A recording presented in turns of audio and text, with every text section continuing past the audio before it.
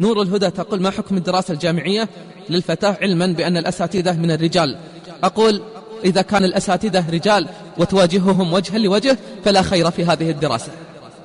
إن كانت الدراسة لا تكون إلا بمواجهة الرجال تراهم ويرونها، أقول لا خير في هذه الدراسة.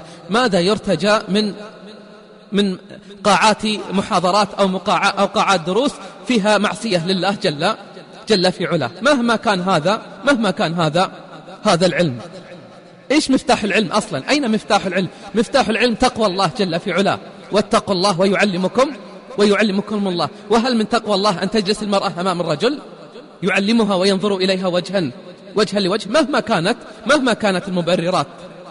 أقول: إن كانت هناك مجالات للتعليم فالمجالات المخصصة للمرأة أيضا واضحة ومعلومة، تدرسها المرأة وتعلمها المرأة، ولا نحتاج المرأة أن تكون أمام الرجل حتى يعلمها. وأقسم بالله العظيم أني أعلم عن فتاة أصبح لها علاقة مع أحد مدرسيها، حتى قبضت عليهم الهيئة في أحد الفنادق،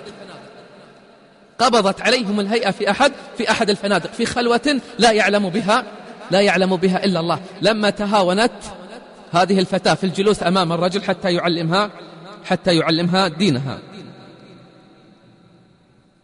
إذا كان المدرس يري الطالبات أفلام علمية مخلة بالأدب، هذا ما نخشى منه، تحتوي على أغاني ومناظر لا يعلمها إلا الله. تقول: علما بأننا مجبرين على ذلك. لا بالله، ما أحد جبرك، لا أحد يجبرك على أن تجلسي في مكان يعصى فيه الله تبارك وتعالى. وأي خير في شهادة تقوم على معصية الله جل في علاه، فلا أحد يجبرك على أن تعصي الله. بارك الله فيك.